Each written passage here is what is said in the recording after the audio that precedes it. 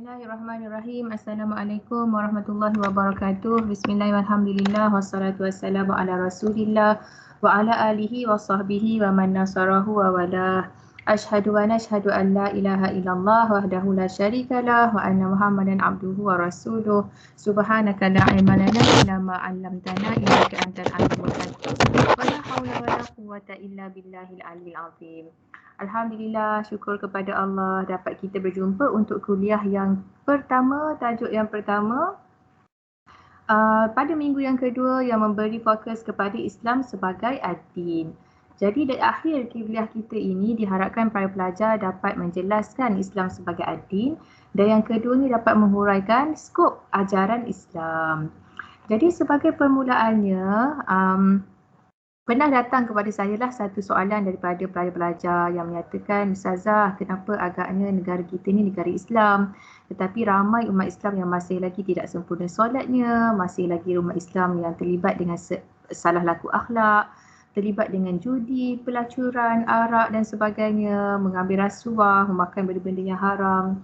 Maka pada ketika itu saya juga tidak ada jawapan. Maka saya hanya terlintas untuk menjawab jawapan yang pernah diberikan oleh guru saya, iaitu tegakkanlah Islam dalam hati kamu, nescaya akan tertegaklah Islam dalam negara kamu. Jadi kuliah kita pada hari ini lebih kepada memberi satu muhasabah lah kepada kita yang selama ini dah menganut Islam daripada lahir kebanyakan kita ni kan. Setakat mana komitmen kita sebagai seorang Islam dalam betul-betul mengamalkan agama kita ni. Sebab selagi mana Islam itu tidak tertegak dalam negara kita, dalam hati kita, begitulah keadaan dia, keadaan Islam dekat masyarakat kita, dekat negara kita tidak sempurna tertegaknya Islam itu. Jadi kita nak fokus kepada diri kita sendirilah terlebih dahulu tentang mengamalkan dan juga menghayati Islam sebagai ad-din dalam kehidupan. Okey. Sebelum kita lanjutkan perbincangan kita ini, saya nak bawa satu kisah lah yang merupakan sirah Nabi SAW, bahawa Nabi terlebih dahulu berdakwah secara sembunyi-sembunyi di Mekah. Kemudian Nabi dakwah secara terang-terangan. Bila Nabi dakwah secara terang-terangan, umat Islam diberikan satu tekanan yang sangat kuat sehingga ada sebahagian daripada umat Islam ini Nabi izinkan berhijrah ke Habsyah. Kenapa Habsyah? Sebab kerana Habsyah itu rajanya ialah Raja An-Najasyi yang mengikut ajaran Nabi Isa AS. Jadi bila sekelompok umat Islam pergi berhijrah ataupun berlindung di bawah Raja An-Najasyi ini, orang-orang kafir Quraisy dia tak puas hati. Dia suruh bawa balik orang-orang Islam itu ke negara dia balik. Maksudnya pulangkan balik. Jadi dia hantarlah utusan untuk berjumpa dengan Raja An-Najasyi dan utusan ini telah mencocok-cocok. Mencocok-cocok ini maksudnya telah menghasut Raja An-Najasyi untuk membenci orang-orang Islam yang berlindung di bawah negaranya. Antara cocokan ataupun hasutan yang diberikan ialah dia menyatakan bahawa agama umat Islam yang berlindung di bawah Raja An-Najasyi ini bertentangan dengan agama Nasrani yang dibawa oleh Nabi Isa AS. Maka disebabkan itu berlakulah kita kata soal jawab antara Raja An-Najasyi ini dengan umat Islam. Raja An-Najasyi bertanya kepada umat Islam yang berlindung tu, ajaran apa sebenarnya, agama apa yang kamu anuti ni sebenarnya sehingga kamu ini dibenci, kamu datang kat sini berlindung, kemudian kamu diminta balik. Apa sebenarnya ajaran agama yang kamu anuti ni? Maka pada ketika itulah Saidina Ja'far bin Abi Talib, iaitu sahabat dan juga pakcik saudara Nabi lah ya, bapa saudara Nabi, bangun menyatakan bahawa wahai Nabi, wahai Raja, sebenarnya dulu kami ni menyembah berhala. Kami ni menyembah berhala, kami ni makan bangkai, kami buat jahat, kami suka bergaduh, kami mengenai orang yang lemah, kami suka berperang. Tetapi datanglah Nabi daripada kalangan kami sendiri yang sebelum itu kami memang kenal dia sebagai Al-Amin yang sangat terpuji, sangat terpercaya. Dan Nabi ini telah mengajarkan kami semua perkara-perkara yang baik, iaitu apa? Nabi ajar untuk berkata benar, sifat terpuji, amanah, menyembah Allah yang Maha Esa, tinggalkan berhala, meninggalkan peperangan, meninggalkan kejahatan. Maka segala yang dibawanya itu kami percaya dan kami komit. Tetapi kami ditekan untuk kembali kepada agama lama kami, iaitu menyembah berhala. Jadi kat situlah pembelaan ataupun satu gambaran yang diberikan oleh Ja'far bin Abi Talib tentang perubahan diri yang berlaku apabila memeluk Islam. Sebelum dan selepasnya. Sebelum tu sangatlah buruk perangai, tetapi selepas itu disebabkan Islam ini perangai itu menjadi lebih baik, keadaan itu menjadi, maksudnya ajaran-ajaran Nabi itu tak ada benda pun yang bercanggahan dengan fitrah manusia yang suka berbuat baik sebenarnya dan suka orang buat baik dekat dia. Maka mendengarkan kata-kata itu, maka Kerajaan Najasyi pun menghalau utusan Quraisy tadi itu dan membiarkan umat Islam itu berlindung di bawah negaranya. Okey, begitulah sedikit kisah tentang sebelum dan selepas perubahan yang berlaku apabila seseorang itu menganut agama Islam. Okay, jadi kita nak masuk kepada topik yang pertama, iaitu apakah maksud ad-din. Ad-din ni rata-rata kita dengar dia sebagai agama kan, kalau kita terjemahkan secara direct, agama. Tetapi ad-din ini yang banyak dalam kuliah saya ini saya kongsikan daripada penulisan Prof Nakib Al-Atas yang menyatakan, yang menyatakan, yang merumuskan ad-din itu merujuk kepada 4 keadaan. 4 keadaan itu ialah, yang pertama ialah keadaan diri yang berhutang. Ni yang pertama kita nak tengok. Sekejap ya. Saya punya pen tak keluar pula ni. Okey, keadaan diri yang berhutang.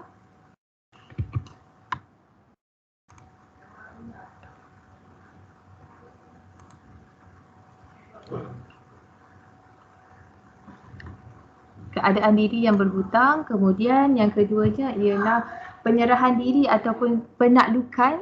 Yang ketiganya ialah daya atau kuasa memberi hukuman. Yang keempat ialah bawaan asal, kebiasaan ataupun mudahnya kita cakap dia sebagai fitrah. Okey. Seterusnya, kita pergi kepada perkara yang pertama, iaitu keadaan diri yang berhutang. Okey, kita ni apa yang kita hutang dengan Allah Ta'ala? Kita berhutang dengan Allah Ta'ala segala-galanya, ataupun lebih mudah lagi kita katakan hutang kewujudan. Sebab apa kita katakan kita ni berhutang kewujudan dengan Allah? Sebab Allah Ta'ala menjadikan kita daripada tak ada kepada ada. Maksudnya Allah Ta'ala mengadakan kita, mewujudkan kita. Dan keadaan Allah mewujudkan kita tu bukan dia just wujudkan kita. Dia memberikan kita segala kelengkapan tubuh badan sehingga kita daripada bayi boleh membesar dengan baik menjadi seorang yang dewasa. Jadi Allah Ta'ala memberikan kita kewujudan, itu yang pertama. Yang keduanya memberikan kita kelangsungan hidup. Memberikan kita panca indera, memberikan kita makan, jadikan alam ini sebagai sumber tempat tinggal, sumber makanan. Jadi semua itu datang daripada Allah yang merupakan hutang sebab dia bukan milik kita. Kita sangat terhutanglah maksudnya dengan Allah ni. Jadi keadaan yang berhutang ini memberikan kita satu ikatan yang tidak akan mungkin kita dapat lari daripada Allah walaupun manusia itu tidak menyembah Allah. Sebab apa? Walaupun dia tidak menyembah Allah, tetap Allah memberi kepada dia, tetap hutang tu masih ada. Jadi keadaan yang berhutang ini mengikat kita. Maksudnya mengikat kita dengan Allah Ta'ala yang mana manusia tidak akan mampu bayar hutang ini. Sebab apa kita tidak mungkin bayar hutang ni? Sebab tidak mungkin kita dapat membuat sesuatu tanpa Allah. Kalau macam seorang anak kan, ataupun seorang katalah pelajar, awak hutang dengan ustazah RM50. Agak-agaknya ada tak kemampuan awak untuk bayar nanti RM50 ni kepada ustazah? Katakanlah hutang RM50 sebab nak beli buku. Akan ada keupayaan dia sebab nanti awak akan bekerja, awak simpan duit awak sikit-sikit, cukup RM50 awak bayar kepada ustazah. Awak boleh bayar hutang tu.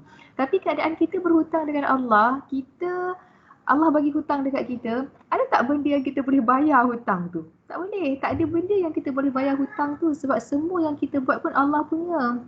Kalaupun kita nak bayar dengan solat contohnya kan, keupayaan diri nak solat, ilmu nak solat, semangat diri untuk solat, air wuduk untuk kita bersolat, semuanya datang dari Allah. Tak ada satu benda pun yang datang daripada kita sendiri.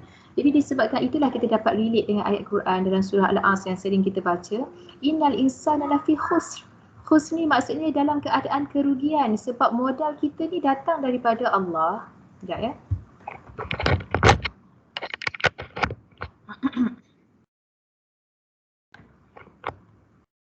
Okey. Sebab modal kita datang daripada Allah. Kemudian tak sempat nak buat untung, kita hutang lagi. Jadi maksudnya modal datang daripada Allah, tak sempat untung. Kita tetap diberi lagi modal daripada Allah, sebab itulah sentiasalah manusia ini berada dalam keadaan yang rugi. Melainkan Allah kata yang beriman, yang beramal soleh, yang berpesan kepada kebenaran, yang berpesan kepada kebenaran, dan yang berpesan-pesan kepada kesabaran. Jadi maksudnya ada tak cara nak bayar hutang? Cara ni tetap ada. Walaupun tak mungkin kita bayar hutang, tapi Allah Ta'ala memberitahu kita bagaimana kita nak bayar hutang tu. Jadi disebabkan itulah yang pertama, ad-din ini merujuk kepada keadaan manusia yang tidak memiliki apa-apa, dan manusia ini sentiasa berada dalam keadaan hutang dengan Allah, keberhutangan dengan Allah. Itu yang pertama. Yang kedua ialah ad-din ini juga merujuk kepada keadaan manusia yang berserah diri. Kenapa agaknya kita berserah diri? Sebab dia bermula daripada hutang tadi. Apabila kita berhutang dengan orang, dia hubungan dia penghutang dan pemiutang kan. Penghutang orang ialah orang yang berhutang, pemiutang ni ialah orang yang memberi hutang. Jadi antara pemiutang dengan penghutang, yang mempunyai kuasa tu ialah pemiutang. Kita terikat kehidupan kita dengan pemiutang ni sebab selagi mana kita tak bayar hutang kita kepada pemiutang kita, maka kita ni berada dalam keadaan yang terhutang lah. Maksudnya kita terpaksa menyerah diri. Itu yang ada kisah pasal Alung kan, sampai orang takut larikan diri sebab ialah maksudnya keadaan berhutang ni keadaan yang sempit lah sebenarnya. Keadaan yang maksudnya diikat dengan hutang tu. Jadi disebabkan keadaan itu kita berhutang dengan Allah, maka dia membawa keadaan kita ni, kalau kita insaf, kita sedar diri kan, maka dia membawa kita keadaan menyerah diri kepada Allah. Jadi maksudnya apa tahu? Allah Ta'ala kan tadi kita kata, kita berhutang dengan Allah. Bagaimana cara nak bayar? Kita nak bayar solat pun Allah punya, betul tak? Solat pun Allah Ta'ala yang memberikan kita hidayah untuk solat. Kita nak bayar zakat, harta tu pun datang daripada Allah. Kalau Allah tak bagi kita tenaga, Allah tak bagi kita akal fikiran untuk boleh bekerja, kita pun tak akan dapat bayar duit untuk boleh membolehkan kita bayar zakat. Jadi macam mana sebenarnya nak bayar hutang? Jadi nak bayar hutang sebenarnya ialah kita menyerahkan seluruh hidup kita, kewujudan kita ni semula kepada Allah. Jadi sebab itulah keadaan ad-din ini selain daripada keadaan berhutang, dia juga merujuk ialah memulangkan semula, menyerahkan segala-galanya yang ada pada diri kita, harta kita, tenaga kita, akal fikiran kita, semuanya kembali kepada Allah. Jadi sebab itulah yang kedua dikatakan ad-din ini keadaan yang berserah diri. Tetapi penyerahan diri kita kepada Allah mestilah mengikut cara atau gaya yang diredai oleh Allah. Katakanlah kita dah ada kesedaran bahawa kita terhutang dengan Tuhan, terhutang budi dengan Allah kan. Boleh tak kita nak membayar hutang kita tu mengikut suka hati kita? Jawapan dia tak boleh. Tak boleh suka-suka hati cara nak bayar hutang kepada Tuhan ataupun nak bayar, nak tunjukkan kata kita ni terhutang budi dengan Allah kan. Kita korbankan anak kita. Sebagai contohnya kita, yelah ada setengah-setengah agama kan, ritual dia untuk berkorban kepada Tuhan tu antara contohnya yang pernah Ustazah baca, 12 tahun berdiri tak nak duduk. Ataupun sepanjang hidup tu tak nak tidur, berusaha untuk tidur sehingga mengikat badan tu kepada tiang-tiang supaya tak terlentuk. Malah supaya tak terlentuk tidur tu dia letakkan pula api. Supaya kalau dia tertidur tu api tu yang akan mengejutkan dia balik. Nampak gaya dia nak menyerahkan diri kepada Tuhan, tapi bukan cara yang macam tu Allah nak kita menyerahkan diri. Allah ni pun walaupun Allah Ta'ala ni berkuasa, sangat gagah perkasa, tapi Allah Ta'ala juga memperkenalkan zatnya kepada kita sebagai yang bersifat maha pengasih, maha penyayang. Jadi Allah Ta'ala tak akan mengikat kita dengan apa-apa yang akan memudaratkan kita. Kat situlah kita kena, nanti kita akan belajar macam mana kita nak mengenali Allah ni. Tapi terlebih dahulu kita kenal dulu apa agama yang sedang kita anuti ni. Jadi mestilah memulangkan diri dan segala-galanya kepada Allah mengikut cara dan gaya yang Allah redha. Bagaimana nak tahu cara dan gaya yang Allah redha ni? Cara dia ialah dengan mengikut Nabi Muhammad sallallahu alaihi wasallam. Sebab Nabi ni yang diajar. Maksudnya apa cara dia? dengan bersyahadah, dengan meyakini Allah lah satu-satunya yang maha berkuasa, tidak mensyirikkan Allah. Apa sahaja yang kita buat semuanya kerana Allah, kerana menghargai nikmat akal, menghargai nikmat tubuh badan. Jangan terlibat dengan perkara-perkara yang haram.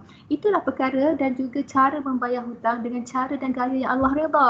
Subuh cukup 2 rakaat, jangan memandai-mandai subuh nak buat 8 rakaat contohnya. Zuhur cukup 4 rakaat, jangan buat zuhur tu 2 rakaat melainkan kalau kita kasar. Jadi semuanya dah ada cara gaya yang ditentukan oleh Allah. Yang keduanya, keadaan yang berserah diri ni harus kita faham bahawa dia merupakan pengabdian diri kepada Allah. Apa beza pengabdian dengan perkhidmatan? Kalau kita berkhidmat, kita boleh dibayar gaji, betul tak? Kita berkhidmat, contohnya kita memberikan tenaga kita tolong pakcik tu potong rumput, bukan tolong ni, kita ambil upah. Ambil upah potong rumput kat rumah pakcik jiran kita contohnya, ambil upah hantarkan makanan. Maksudnya apa yang kita beri? Kita beri masa kita beri tenaga kita, sebagai imbal baliknya dia bagi kita RM, dia bagi kita duit. Sebab apa tahu? Sebab kita beri masa, kita beri tenaga yang kita punya. Tetapi kalau Allah Ta'ala kan, kalau dengan Allah Ta'ala ada tak perkara yang kita punya? Tak ada. Masa pun Allah punya, kehidupan pun Allah punya, tenaga pun Allah yang punya. Semuanya Allah, semuanya datang daripada Allah. Jadi sebab itu kita dengan Allah bukan kita berkhidmat. Dengan Allah ni kita memulangkan diri kita sepenuhnya, kita menyerah diri, kita mengabdikan diri. Itu yang kedua. Yang pertama ialah keberhutangan, yang kedua keadaan diri yang berserah. Yang ketiga, adin merujuk kepada kuasa penentu ataupun penghukum. Ingat tak dalam surah Al-Fatihah kita baca Maliki Yaumiddin. Okey, sekejap. Kenapa dia jadi macam tu? Kita tak payah lagi. Okey, kita baca dalam surah Al-Fatihah Maliki Yaumiddin. Yaumiddin. Kan Maliki Yaumiddin. Nak eja Maliki Yaumiddin tak jadi pula kat sini. Maliki Yaumiddin. Raja hari pembalasan. Ad-Din ni kan, Ad-Din ni lah raja hari pembalasan. Sebab pada hari kiamat nanti raja ni ialah Allah Ta'ala. Jadi kenapa kita kata Ad-Din ni hari pembalasan? Sebab pada ketika itu hanya Allah sahaja yang menjadi pembalas, penimbang, yang menjadi ad-dayan. Ad-dayan ni maksudnya pemberi hukuman kepada makhluk dia. Mahkamah dekat dunia ni boleh jadilah ketidakadilan kan, kalau macam bukti yang dikemukakan tu tak cukup contohnya, kalau macam berlaku bukti-bukti ataupun saksi-saksi palsu contohnya. Tetapi di mahkamah Allah Ta'ala takkan ada perkara tu. Jadi Allah lah, sebab tu hari kiamat ni wajib kita beriman. Dan beriman kepada hari kiamat ni memberikan kita satu ketenangan jiwa, kerana beriman kepada hari kiamat ni memberikan kita faham bahawa keadilan akan terlunas dekat hari kiamat tu. Jadi tak adalah kita berdendam terlalu lama, tak adalah kita macam hati kita ni sakit hati terhadap ketidakadilan orang. Kita reba, kita terima, kita serahkan kepada Allah. Okey. Tetapi tidaklah maksudnya merebai kita dizalimi. Kalau kita boleh menegakkan keadilan itu lebih baik. Tetapi kalau macam dah tegakkan keadilan, dah usaha, dah menyatakan hak kita, membela hak-hak orang yang dizalimi, tetap kita kalah dekat dunia, tak apa. Mahkamah Allah dekat akhirat masih ada. Dan pada ketika itu tak ada siapa pun akan terlepas. Jadi kat situlah sebenarnya kita nak tunjukkan bahawa adil ini merujukkan kepada Allah yang maha memberi penentu hukuman. Penentu, maksudnya kuasa penghukum semua Allah. Iaitu dalam perkara ini kita memahami bahawa undang-undang yang ditetapkan oleh Allah adalah tanda kasih, bukanlah untuk menzalimi manusia. Kalau Allah Ta'ala Malik, kita ni ialah mamluk. Mamluk ni ialah yang dimiliki. Sebab kita semua dimiliki oleh Allah.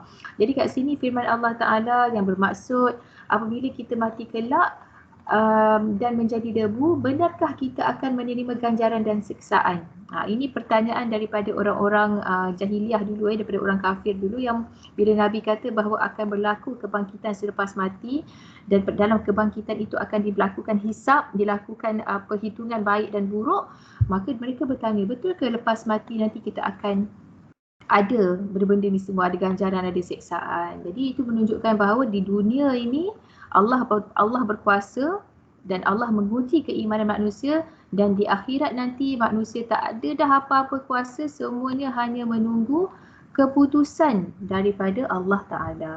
Okay, itu yang ketiga. Yang pertama apa tadi? keberhutangan, yang kedua penyerahan diri, yang ketiga ialah Allah sebagai kuasa penentu dan penghukum. Sebab tu dalam agama ini tak boleh memandai-mandai. Siapa yang kata arak tu haram? Nabi ke yang kata? Tak, Nabi pun tak memandai-mandai. Arak haram, judi haram, berzina haram, semua tu datang daripada Allah. Allah yang menentukan. Sama juga dalam hukum hudud kan, orang yang mencuri dipotong tangan.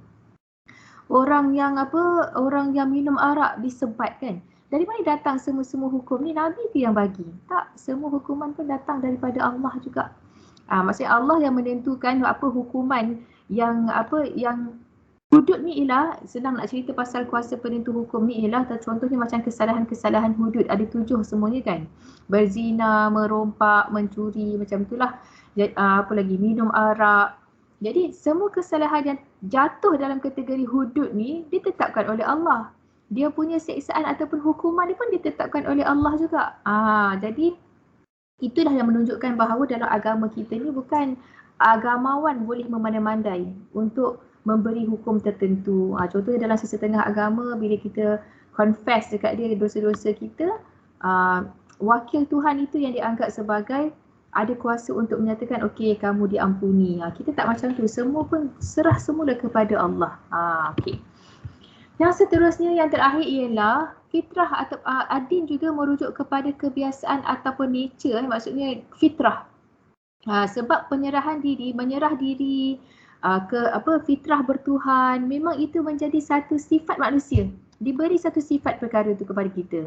Kat mana puncanya fitrah bertuhan ni? Kalau kita dapat ingat semula kisah Fir'aun kan. Fir'aun ni ialah manusia tetapi dia mengaku dia Tuhan. Bila mana dia nak lemas dekat Laut Merah tu kan, dia nak kejar Nabi Musa, lepas tu laut tertutup balik dan dia lemas. Pada ketika itu dia cakap aku beriman dengan Tuhan Musa. Maksudnya walaupun dia mengaku dia Tuhan, tapi last kali tetap dia perlukan kepada Tuhan. Itu merujuk kepada fitrah. Manusia ni dia memang nak bertuhan, dia memang nak ada kuasa yang melindungi dia dan dia memang nak menyerah diri kepada kuasa tersebut.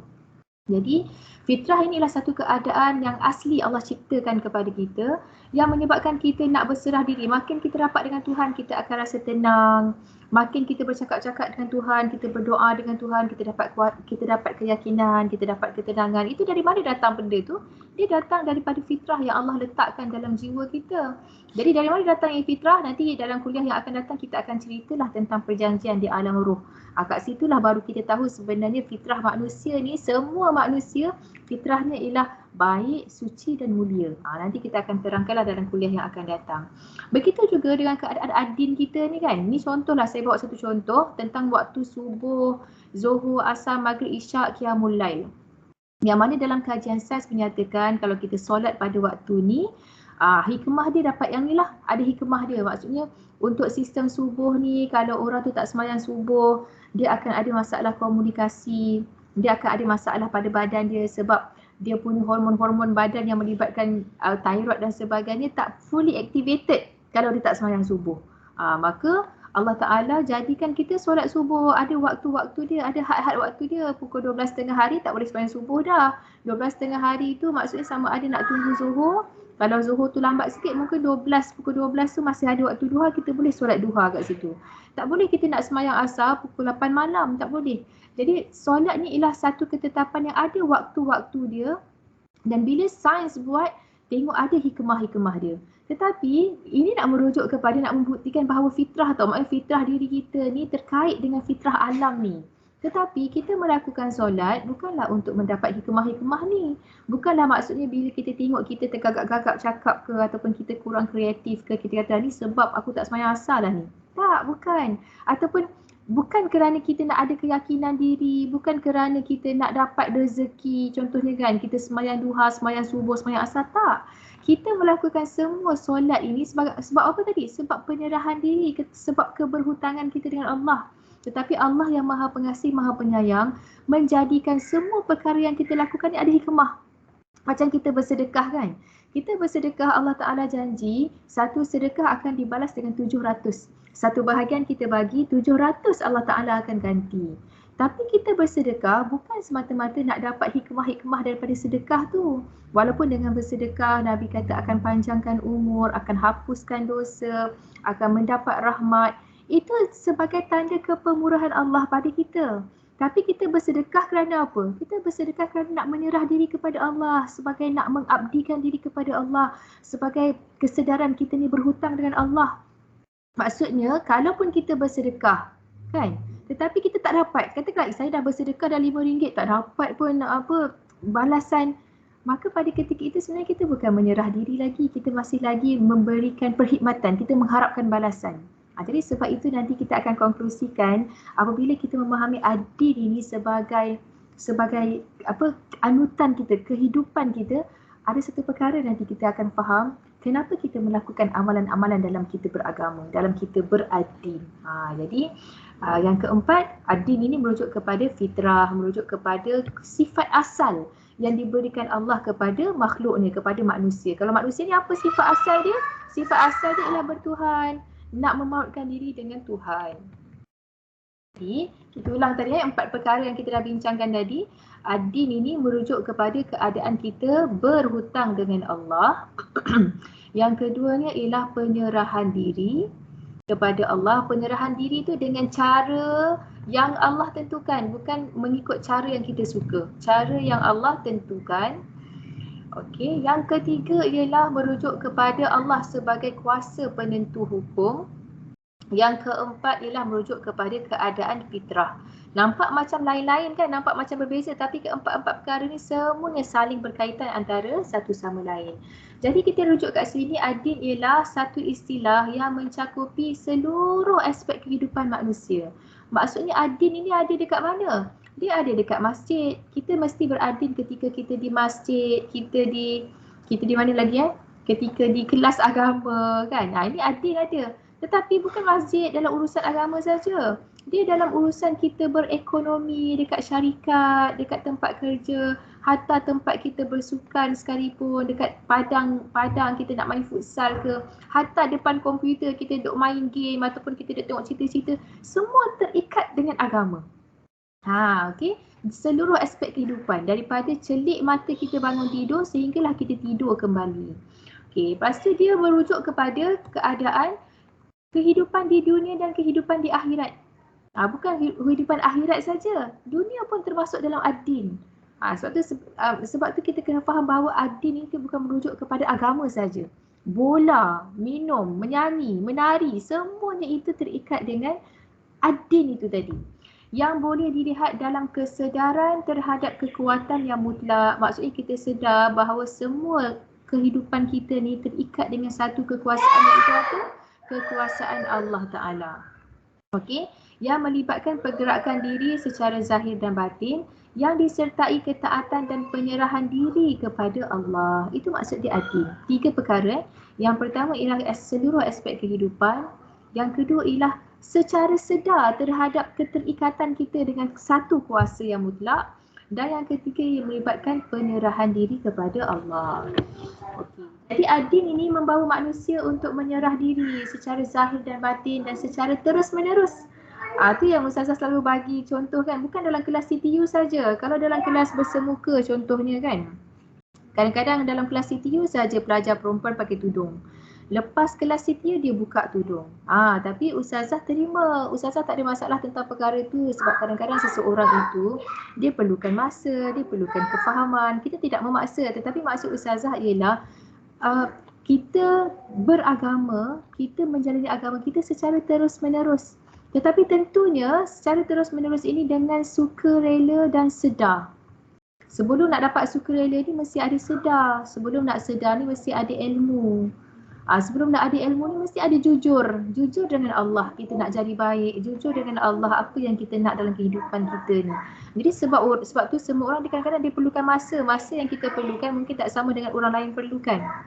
Okey, tapi poin Ustazah kat sini ialah penyerahan diri itu mestilah secara terus-menerus. Macam dekat TV kan, kita ambil contoh lah. Macam dekat TV contohnya kalau drama tu dibuat kat kubur, dia buatlah orang tu pakai tudung, pakai sopan-sopan. Tetapi kalau di luar, inilah kisah kematian mak ayah dia ke dalam drama TV ni, Ustazah cakap pasal drama TV ni. Di luar kisah, di luar kisah perkara-perkara ni dah maksudnya tak mengikut jalan-jalan agama. Tetapi kita tak nak judge tapi kita tak nak judge sebab semua orang dia ada ujian dalam kehidupan dia dan semua orang sentiasa ada harapan untuk kembali kepada fitrah dia. Okey, kita rujuk kepada ayat di sini iaitu dan siapakah yang terlebih baik agamanya? Nampak tak perkataan din ini? Perkataan din. Perkataan din.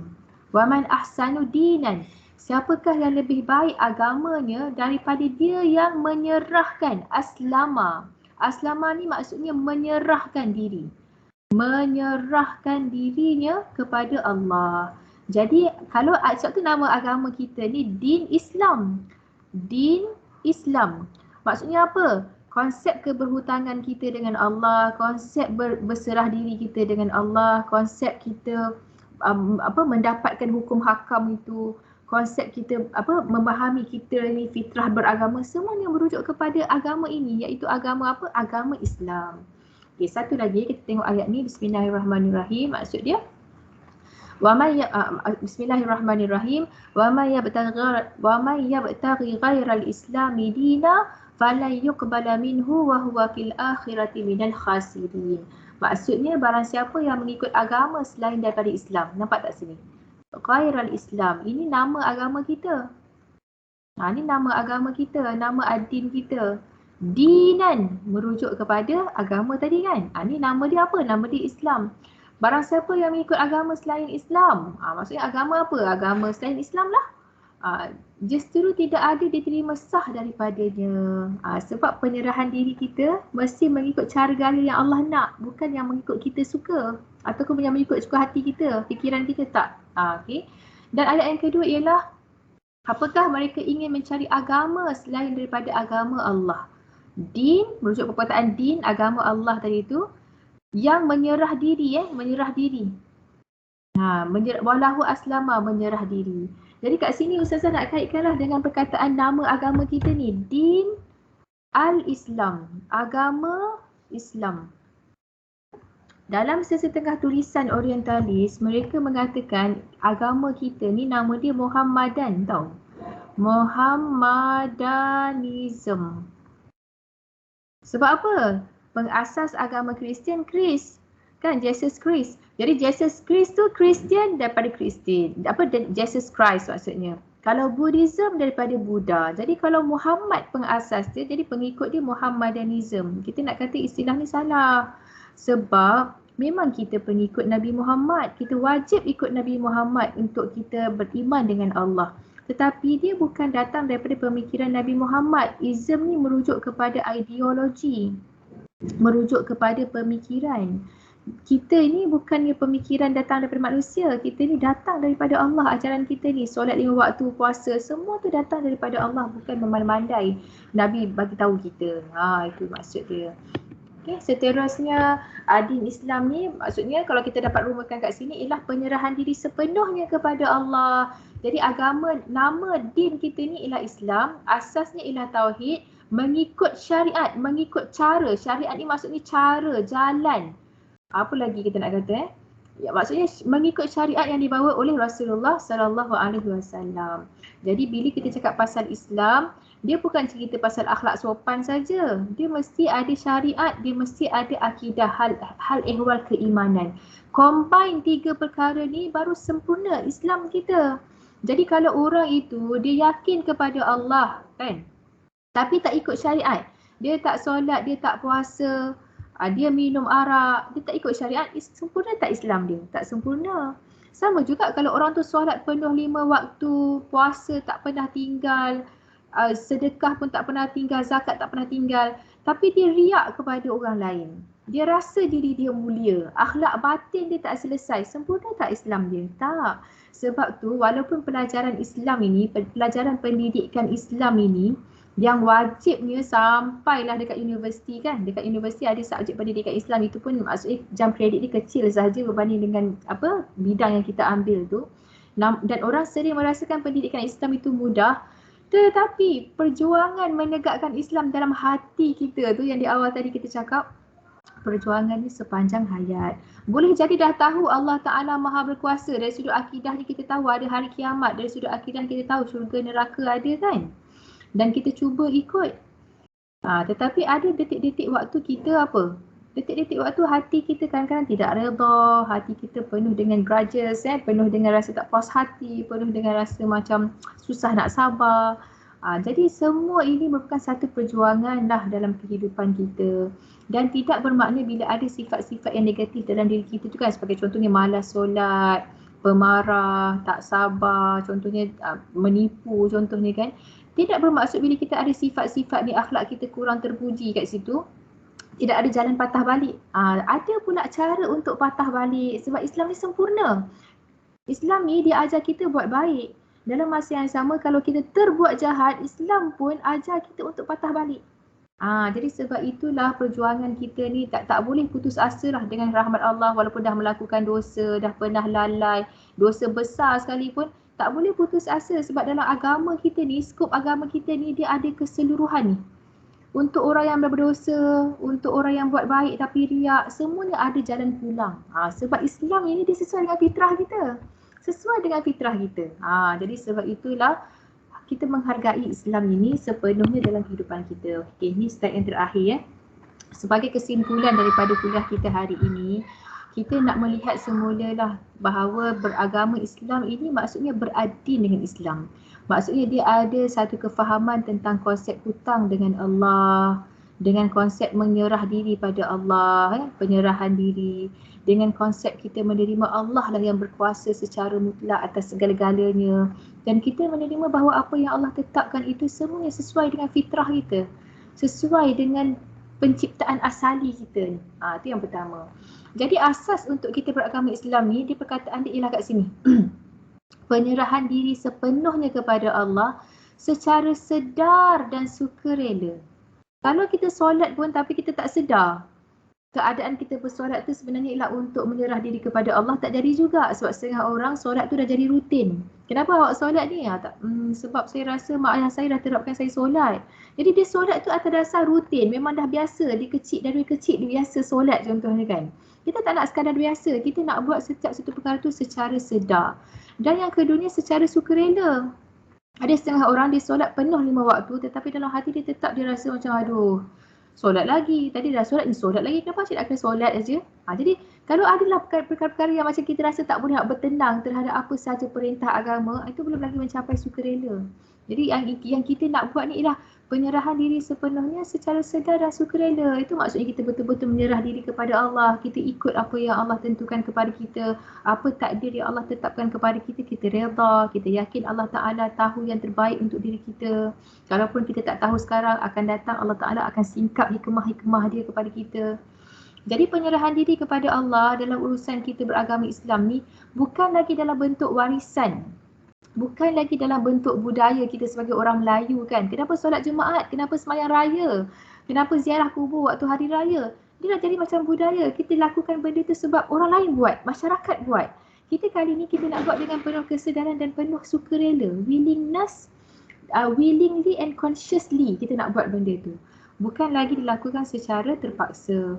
Atas dasar apa? Kita sedar keberhutangan kita dengan Allah.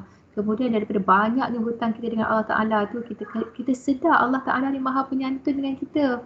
Kadang-kadang kita tak solat, kadang-kadang kita buat dosa, kita marah-marah, tapi tetap Allah bagi kita makan. Kita tidur tak pernah lagi semut masuk telinga kita. Jadi maksudnya telinga kita ni sentiasa terbuka kan, tapi kenapa waktu tidur tu semut tak masuk? Siapa yang menjaga kita kalau bukan Allah? Jadi kat situ kita dapat tengok betapa penyantunnya Allah, betapa sabarnya Allah terhadap dosa-dosa kita, masih lagi bagi peluang, maha lemah lembutnya Allah. Dan yang ketiga, kita nak faham bahawa makin kita faham Islam, makin kita sayang Islam ni. Sebab Islam ni dia sangat raih fitrah kita ni. Untuk orang yang pemarah, Islam ajar macam mana nak guna marah dia tu kepada perkara yang lebih baik. Untuk orang yang banyak makan ataupun yelah maksudnya untuk orang yang macam semangat dia kuat dan sebagainya, ada cara dia untuk disalurkan semua yang ada pada diri dia tu kepada jalan yang lebih baik. Sentiasa ada cara. Jadi makin kita sayang Islam, makinlah kita sayang kepada Nabi Muhammad sallallahu alaihi wasallam, sebab segala cara gaya yang diajarkan Nabi sahaja yang dianggap sah. Kalau Nabi tak ajar, kita memandai buat, dia tak sah, melainkan perkara-perkara itu tidak dilarang oleh Nabi lah ya. Itu dalam perbahasan yang lain. Maka dengan itu kita kenalah makin kena sungguh-sungguh cari ilmu. Sebab apa tadi? Nak sampai kepada sukarela, nak sampai kepada sedar, dia mesti dengan ilmu. Sebab itu walaupun kita cakap pasal din ini, sumbernya ialah wahyu sebab dia datang daripada Allah, bukan Nabi sendiri yang memandai. Tapi perasan tak, wahyu yang pertama Allah Ta'ala bagi kita ialah perkataan Iqra'. Maksudnya apa? Bacalah. Iqra' bismi rabbikal ladzi khalaq. Bacalah dengan nama Tuhanmu yang maha menciptakan. Jadi maksudnya apa tahu? Iqra' ni merujuk kepada ilmu. Bukannya Allah suruh solat dulu, bukan Allah suruh ni lah benda-benda lain dulu, Allah suruh Iqra' dulu. Supaya apa? Kita sedar diri, kita faham diri kita ni siapa, faham kasih sayang Allah. Maka apa sahaja yang Islam tetapkan kepada kita, kita terima dia sebagai satu anugerah, bukan lagi sebagai beban. Okey. Itulah mudah-mudahan kita dapat memahami untuk kuliah kali ini yang telah menyentuh tentang Islam sebagai ad-din, iaitu 4 perkara tadi, sebagai satu ikatan kita dengan Allah dalam seluruh aspek kehidupan kita atas kefahaman tentang keadaan kita yang berhutang, supaya kita seterusnya dapat menyerahkan diri kepada Allah, penyerahan diri sepenuhnya kepada Allah. Seterusnya kita memahami Allah sebagai yang berkuasa mutlak. Dan yang ketiga ialah kita memahami ad-din itu sebagai satu fitrah kita. Dan cara untuk kita beragama ini ialah dengan penyerahan diri sepenuhnya kepada Allah. Tadi ni keyword utamalah sebenarnya, penyerahan diri kepada Allah secara apa? Secara sukarela dan sedar. Ini maksud cara beragama. Dan apabila kita buat perkara ini, itulah kita akan dapat bahagia dalam beragama ni. Jadi kalau kita beragama, belum lagi rasa bahagia, kita tengok balik, kita cek balik kat mana yang kita belum sedar, kat mana yang kita masih rasa tak puas hati. Sebab jawapan kepada semua perkara ni ialah ilmu. Jawapan kepada semua perkara ni ialah ilmu. Iqra' tadi kan.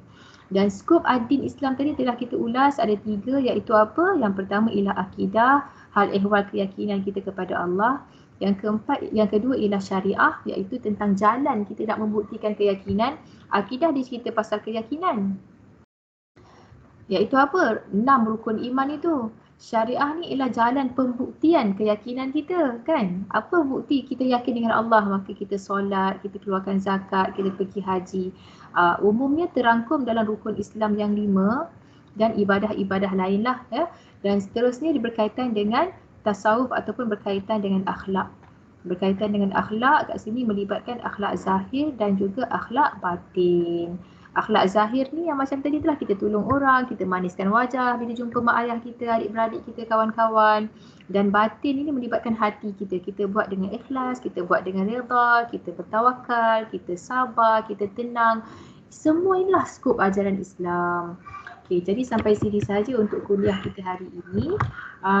Kalau ada soalan nanti kita teruskan dalam ruangan Telegram kita. Sekian dulu. Assalamualaikum warahmatullahi wabarakatuh.